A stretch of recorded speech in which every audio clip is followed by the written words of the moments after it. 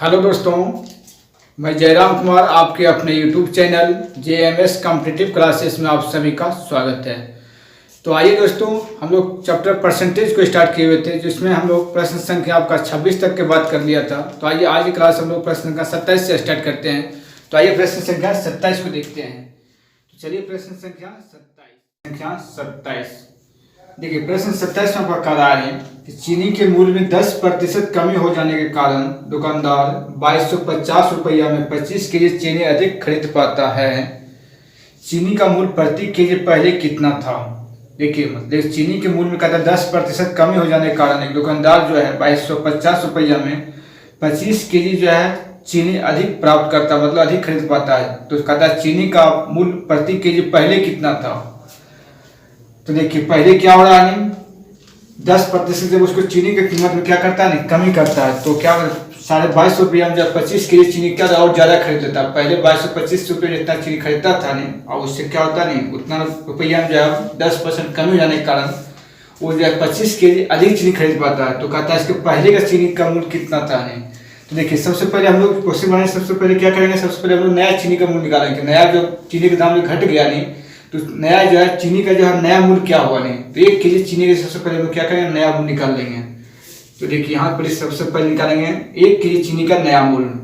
क्या लिखेंगे, चीनी का नया मूल्य। क्या लिखेंगे यहाँ पर, चीनी का नया मूल्य। देखिए, चीनी का सबसे पहले हम लोग नया मूल्य निकालेंगे। चीनी का नया मूल्य निकालने के लिए क्या करते हैं, जितना रुपया का चीनी खरीदता है उतना गुने जितना प्रतिशत चीनी के मूल्य में कमी हो या तो वृद्धि हो, उससे क्या करते हैं, इसमें मल्टीप्लाई करेंगे। तो 10% की कमी हो रहा है तो 10% से इसे मल्टीप्लाई करेंगे। और कमी या वृद्धि होने से जितना केजी जो चीनी अधिक खरीद पाता है या तो कम खरीद पाता है, उससे इसमें क्या करेंगे, डिवाइड करेंगे। तो कितना केजी इसमें 10% मूल्य में कमी हुआ तो 25 केजी चीनी क्या करा, अधिक खरीद पाता है। तो अधिक 25 से इसमें क्या करेंगे, डिवाइड करेंगे।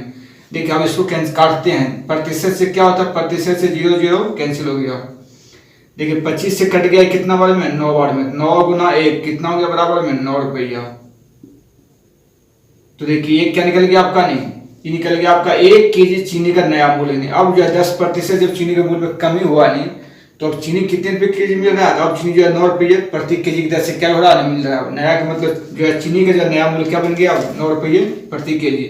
तो कहता पहले जो है 1 केजी चीनी का कीमत कितना था, तो क्या निकालना, पहले का कीमत निकालना। तो पहले कीमत निकालने के लिए सबसे पहले क्या करेंगे, जितना प्रतिशत चीनी के दाम में कमी हो या तो वृद्धि हो उसका होल वैल्यू निकालेंगे। देखिए, कितना प्रतिशत कमी हो रहा है चीनी के दाम में, तो 10% क्या हो रहा था, नहीं, कमी। क्योंकि चीनी के मूल्य में जो है 10% का कमी हो रहा है। तो 10% का वैल्यू क्या जानते हैं, 10/100 होता है। तो देखिए, ये जो कट गया कितना हो गया, 1/10। ये क्या है, 1/10 कमी है। कमी जब रहेगा तो अंश हर को घटाएंगे, 10 में घटेगा 1, कितना आएगा, बराबर में 9/10। तो क्या निकल गया, 10% जब कमी हो गया चीनी के दाम तो उसका मान कितना हो गया, 9/10। तो क्या करना, पहले का चीनी निकालना था, लिखेंगे पहले चीनी का दाम, पहले चीनी का दाम या मूल्य। पहले की मतलब पहले जो चीनी का दाम कितना था नहीं। तो देखिए, अभी नया मूल्य जितना आया है, अभी 1 केजी चीनी का जो है नया मूल्य कितना है, 9 रुपये प्रति केजी। तो पहले अभी नया दाम में क्या करेंगे, जितना ये होल वैल्यू आया उसको क्या करेंगे, इसमें मल्टीप्लाई कर देंगे। तो देखिए, पहले में चलना है, तो जब पहले में चलेंगे तो इस होल वैल्यू क्या करेंगे, उल्टा गुना करेंगे। इसमें नया दाम में इस होल वैल्यू का क्या करेंगे, हम लोग उल्टा यहाँ पे गुना करेंगे। यहाँ वृद्धि रहता है तो क्या करते हैं, यहाँ पे आंसर को जोड़ के लिखते हैं, लेकिन यहाँ कमी हो रहा है इसलिए आंसर को क्या किया, घटा दिए। तो इसको क्या पहले में जाना है, पहले निकालने के लिए इसको उल्टा गुना करेंगे इसमें। तो देखिए, 10/9 हो जाएगा। देखिए, 9 से 9 क्या हुआ आपका, कट गया, बराबर कितना आया, नहीं, 10 रुपये। इसका मतलब होगा नहीं कि पहले जो आपका चीनी की कीमत जो होगा, 1 केजी चीनी की कीमत कितना होगा आपका, 10 रुपये प्रति केजी होगा। लेकिन अब जो है 10% जब उसके दाम में कमी हुआ तो 9 रुपये हो गया। तो कहता पहले उसका चीनी की कीमत प्रति केजी कैसे था, तो 10 रुपये प्रति केजी होगा। कैसे होगा आपका, नहीं, 10 रुपये प्रति केजी। चलिए, ये प्रश्न आप समझ गए हैं। अब हम लोग चलते हैं इसके नेक्स्ट क्वेश्चन की ओर। तो आइए प्रश्न संख्या हम लोग बात करते हैं यहाँ पर 28 की ओर। देखिए, प्रश्न संख्या आपका 28 करा, किसी परीक्षा में 52% विद्यार्थी हिंदी और 42% जो है अंग्रेजी में फेल हुए यदि 17% विद्यार्थी इन दोनों विषयों में फेल हो तो कितने प्रतिशत विद्यार्थी दोनों विषयों में पास हुए। देखिए, जब भी ऐसा प्रश्न आपको रहे फेल वाला या तो पास वाला प्रश्न निकालने के कहे, तो उसके लिए हम लोग दो कॉन्सेप्ट को ध्यान देंगे। दो कॉन्सेप्ट आपके क्या है, देखिए दो कॉन्सेप्ट। आपका पहला कॉन्सेप्ट का था आपको पास इक्वल टू, देखिए पास बराबर फॉर्मूला क्या होता है, पास प्लस पास माइनस पास। और दूसरा कॉन्सेप्ट मेरा होता है फेल इक्वल टू, फेल बराबर होता है सूत्र आपका fail plus fail minus fail.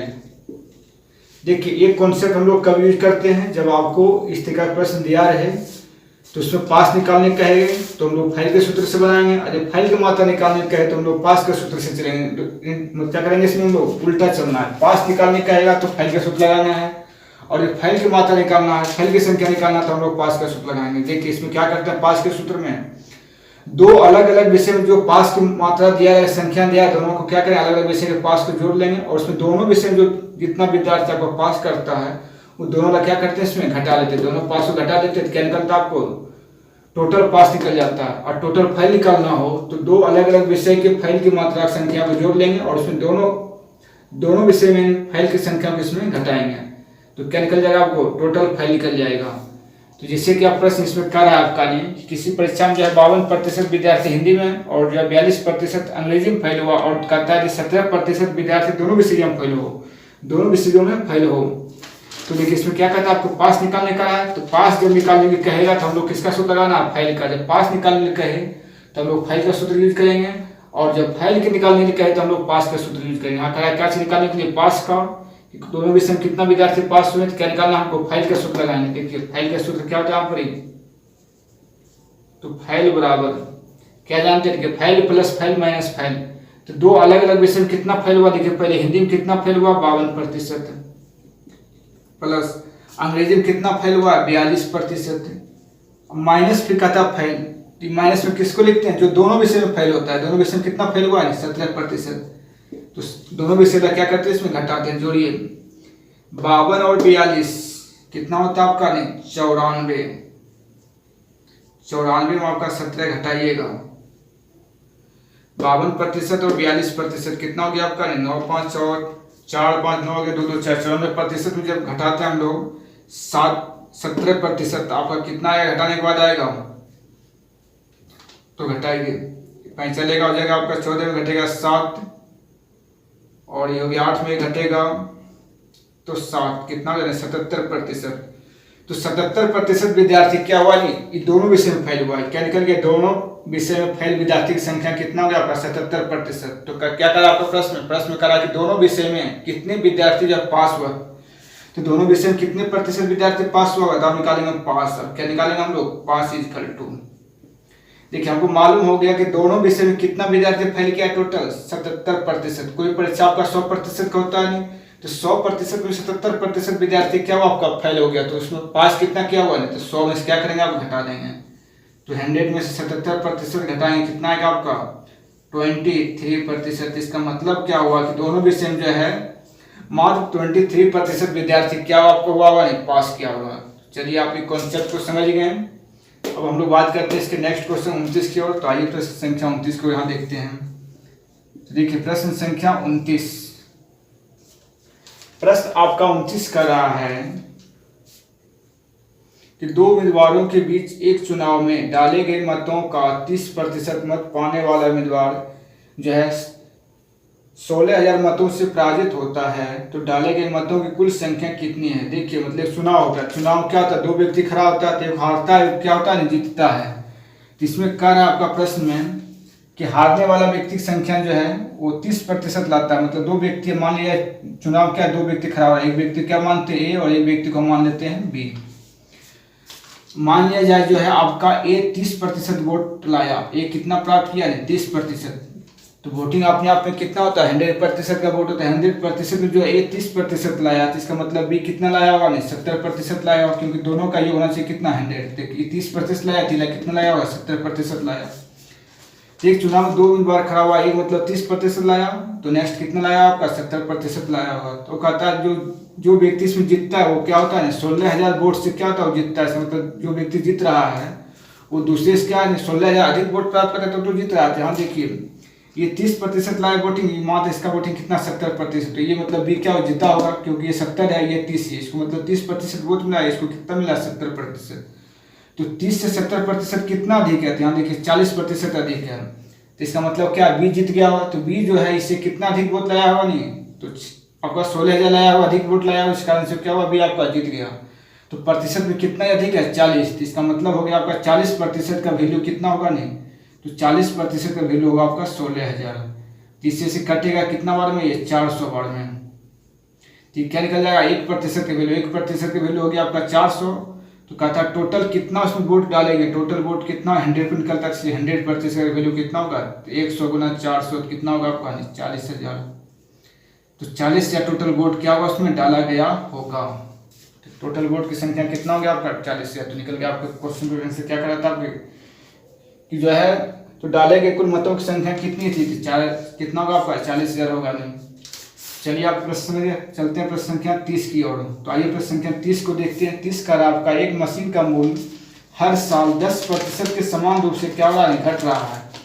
तो मशीन का वर्तमान मूल्य 1,000 रुपया है, तो 2 साल के बाद इसकी कीमत क्या होगा। देखिए मशीन का मूल्य में क्या होगा, प्रत्येक साल 10% दर से क्या हो रहा है, मतलब उस मूल्य में कमी हो रहा है। तो देखिए 10% कमी, 10% कमी का मतलब क्या होता है, 10% का पहले वैल्यू होता है 1/10। 10% का वैल्यू कितना जानते हैं 1/10, क्या है कमी है। तो जब कमी रहेगा तो आंसर को घटाएंगे। तो देखिए 10 में घटेगा 1 कितना आएगा 9, 9/10। तो 10% कमी का होल वैल्यू कितना हो गया आपका 9/10। तो कहता है 2 साल के बाद इसकी जो है कीमत कितना होगा, कितना साल के बाद निकालना है 2 साल के बाद, क्या लिखेंगे 2 वर्ष के बाद, 2 वर्ष के बाद कीमत। तो बताइए वर्तमान में कीमत कितना है, वर्तमान में कीमत है उसका 1,000 और 10% दर से कमी हो रहा है, कमी होने वाले उसका मान कितना होता है 9/10। तो वर्तमान मूल्य में क्या करेंगे, उसके हॉल वैल्यू को गुना करेंगे। देखिए वर्तमान मूल्य है इसमें गुना कितना करेंगे 9/10 और टाइम जितना वर्ष दिया है उसको क्या करेंगे पावर करेंगे। टाइम कितना वर्ष का दिया हुआ 2 वर्ष, तो 2 से इसमें क्या करेंगे पावर कर लेंगे। अब देखिए इसको हल कीजिए, 1,000 9 का स्क्वायर कितना 81, 10 का स्क्वायर 100, कि 2 0 2 0 कट गया, 10 गुना 81 कितना हो गया 810 रुपया। तो 2 साल के बाद जो उसकी कीमत घटते घटते कितना जाएगा आपका 810 रुपया हो जाएगा। चलिए प्रश्न समझ गए। अब बात करते हैं, आइए प्रश्न संख्या 31 की बात करते हैं। यहाँ पर प्रश्न संख्या हम लोग 31 को देखते हैं। तो आइए प्रश्न संख्या 31, प्रश्न आपका 31 का रहा है कि किसी गांव की जनसंख्या में प्रति वर्ष 25% दर से बढ़ोतरी हुई। यदि 3 वर्ष के उपरांत, यदि 3 वर्ष के बाद इसकी जनसंख्या 10,000 हो तो प्रथम वर्ष के आरंभ में इसकी जनसंख्या कितनी थी। देखिए सेम प्रश्न है, इसमें भी क्या है 25% की दर से जनसंख्या में क्या रहा प्रत्येक वर्ष वृद्धि हो रहा है। तो देखिए 25% का वृद्धि, 25% क्या यहाँ पे हो रहा है वृद्धि हो रहा है। तो 25% वृद्धि पर होल वैल्यू निकालिए। 25% का मान कितना होता है, 25% का मान होता है आपका 1/4। आपको सिखाएं प्रतिशत निकालने के लिए। 25% मतलब क्या हो 25/100 काटेंगे कितना आएगा 1/4 आ जाएगा। यहाँ देखिए क्या वृद्धि है, तो जब वृद्धि रहेगा तो अंश को हर के साथ जोड़ेंगे। तो जोड़िए देखिए 4 और 1 कितना 5, नीचे कितना है 4, तो 4 हो गया। तो 25% वृद्धि का होल वैल्यू कितना हो गया 5/4। तो क्या करा नहीं, तो करा प्रथम वर्ष के आरंभ में इसकी जनसंख्या कितनी थी। देखिए 3 वर्ष के बाद अभी 10,000 है, 3 वर्ष के बाद की जनसंख्या अभी 10,000 है। तो 3 वर्ष के पहले नहीं, पहले वर्ष के आरंभ मतलब क्या हुआ 3 वर्ष पहले निकालना है। यहाँ लिखेंगे 3 वर्ष पहले, 3 वर्ष के पहले, 3 वर्ष पहले, 3 वर्ष पहले की जनसंख्या इक्वल टू। तो बताइए 3 वर्ष पहले जनसंख्या निकालने क्या करेंगे। तो 3 वर्ष के बाद की जनसंख्या कितना है, 3 वर्ष के बाद की जनसंख्या था 10,000। तो 10,000 में क्या करेंगे पहले यहाँ करा, जैसे पहले कहेगा तो हॉल वैल्यू क्या करेंगे इसमें उल्टा गुना करना है। हॉल वैल्यू को उसको उलट देंगे। देखिए 4 चल जाएगा पहले, 5 चलेगा नीचे। जब पहले कहेगा तो इस हॉल वैल्यू को उल्टा गुना करेंगे, जब बाद में कहेगा तो हॉल वैल्यू को सीधा गुना करेंगे। लेकिन यहाँ पहले कहा तो इसलिए क्या करेंगे उल्टा गुना कर देंगे। और कितना वर्ष के बाद करा 3 वर्ष, तो 3 से क्या करेंगे पावर लगा देंगे 3। अब इसको हल कर लीजिए। देखिए 10,000, 4 के क्यू कितना होता है 4 के क्यू 64, 5 से क्यों कितना होता है 125। देखिए इसको काटिए, अब 5 से 25 से काटते हैं 25 बार में ही, और ये कट जाएगा आपका 400 बार में। फिर देखिए 5 से कट जाएगा कितना बार में 80 बार में। 80 गुना 64 कीजिएगा कितना आएगा 5120। तो जो है आपका 80 गुना 64 करेंगे कितना आएगा 5120। तो 3 वर्ष पहले जनसंख्या कितना होगा उसका मात्र 5120 होगा। देखिए 25 की दर से प्रति साल बढ़ते बढ़ते उसका हो गया 10,000। तो 3 वर्ष पहले जनसंख्या कितना होगा नहीं, यानी पहले वर्ष के आरंभ में जो है जनसंख्या आपका 5120 होगा नहीं। चलिए आप इस प्रश्न समझ गए हैं। नेक्स्ट प्रश्न बात करते हैं प्रश्न संख्या 32 की ओर। तो आइए प्रश्न संख्या 32 की बात करते हैं। 32 में कहा है किसी भिन्न का अंश 20% बढ़ा दिया जाए तथा हर 5% घटा दिया जाए तो भिन्न 5/2 हो जाती है, तो वास्तविक भिन्न क्या होगी। तो देखिए आपको पहले की क्लास में लोग बताएं कि किसी संख्या में जितना प्रतिशत हम लोग वृद्धि करेंगे तो संख्या क्या होगा उसका उतना प्रतिशत हो जाएगा। जैसे मान लीजिए किसी संख्या में आप क्या कर रहे हैं 20% वृद्धि कर रहे हैं, तो कोई संख्या में जब 20% वृद्धि करेंगे तो संख्या अपने कितना हो जाएगा 120% हो जाएगा। और किसी संख्या में 5% कमी कर दें तो संख्या अपने आप का 95% हो जाएगा। तो इसी देखिए यहाँ क्या करा दी, किसी भिन्न का अंश 20% बढ़ा दिया जाए और हर में 5% घटा दिया जाए। तो सबसे पहले इसमें क्या करते हैं हम लोग भिन्न को मान लेते हैं। तो हम जानते हैं भिन्न इक्वल टू क्या होता है नहीं, भिन्न बराबर होता है आपको अंश बटे हर। भिन्न के बराबर क्या होता है अंश बटे हर। तो यहाँ देखिए भिन्न को मान लेते हैं x और हर को मान लेते हैं y। देखिए भिन्न का सूत्र क्या होता है अंश बटे हर। तो भिन्न के अंश को हम x मान लिए और हर को y मान लिए। तो प्रश्न में क्या करा उसके हर को 20% बढ़ा दिया जाए। तो देखिए तो मेरा नया भिन्न क्या बन जाएगा नहीं, तो भिन्न देखिए x बटे y है, इसके हर अंश को क्या करते हैं 20% बढ़ाते हैं। तो जब 20% बढ़ाएंगे तो क्या उस भिन्न का मतलब क्या 120% बढ़ जाएगा। तो भिन्न पहले से था x कितना x, जब उसमें 20% वृद्धि करेंगे तो अपने आप को कितना हो जाएगा 120% हो जाएगा। उसी प्रकार से देखिए हर में कहता 5% कमी कर दिया जाए तो हर अपने आप का कितना हो जाएगा 95। जब 5% कमी करेगा 100 में 5 घटाएंगे कितना आएगा 95। यानी पहले y है तो y का कितना हो जाएगा 5% कमी करने के बाद 95% हो जाएगा। तो ये हो गया 95% हो गया, ये हो गया आपका 120%। तो कहता है इसको मतलब अंश में 20% बढ़ाए कितना हो गया अपने का 120% हो गया, हर में 5% जब घटा दिए तो अपने का कितना हो गया 95% हो गया। तब कहता है इसका भिन्न कितना हो जाता है 5/2 हो जाता है। इसका भिन्न कितना हो जाता है आपका नहीं, इसका भिन्न जो होता है 5/2 हो जाता है। बराबर कितना कर दिया 5/2। तो देखिए प्रतिशत से प्रतिशत कैंसिल हो गया, 5 से काटेंगे इसको कितना बार में कटेगा 24 बार में, इतना ही कटेगा। अब देखिए इसको क्या करते हैं हम लोग क्रॉस मल्टीप्लाई करेंगे। देखिए ये कितना यहाँ 1 हो गया, 1 गुना इतना करेंगे 95y रहेगा। सबसे ऊपर गुना कीजिए, देखिए 24 गुना x 24x गुना 2 कितना हो जाएगा आपका 48x। तो 48x इजकल टू 95y गुना 1 कितना रहेगा आपका 95y रहेगा। y बुलाइए इधर, इसको भेजिए उधर। यहाँ देखिए पहले x से x को लिख लेते हैं, y आएगा इधर क्या रहेगा बट्टे में बराबर इधर क्या हो गया 95। 48 को भेज देंगे बराबर को उधर हो जाएगा क्या रहेगा बट्टे में 48 हो जाएगा। तो देखिए भिन्न क्या हो गया नहीं, भिन्न को माने थे x/y। देखिए भिन्न मेरा क्या था x/y। तो अब यहाँ भिन्न कितना हो गया, तो कहता है भिन्न को ज्ञात कीजिए। तो भिन्न हो गया कितना 95/48, क्योंकि भिन्न को माने थे, भिन्न के अंश को x माने थे, हर को y माने थे। मेरा भिन्न क्या बन गया था x/y। तो देखिए x/y का मान कितना गया 95/48। तो इस प्रकार से आपका भिन्न कितना हो गया 95/48। तो नया भिन्न मेरा कितना होगा 95/48 होगा। चलिए आप इस प्रकार से प्रश्न को सीख गए। तो सभी प्रकार के प्रश्न को हम क्या किए इस चैप्टर में आपको टाइप बाय टाइप सभी को समझाएं, आपको सिखाएं। आप इतना प्रश्न आप समझ गए। अब इससे संबंधित किताब से जितना प्रैक्टिस कीजिए आपके लिए उतना ज़्यादा बेनिफिट होगा। तो चलिए आज ये क्लास अब हम लोग क्या करते हैं कुछ समाप्त करते हैं। फिर हम लोग मिलेंगे इसके अब अगले चैप्टर में, अगले क्लास में मिलेंगे कुछ नए चैप्टर के साथ। आज तक की क्लास आप हम लोग यहीं पर समाप्त करते हैं।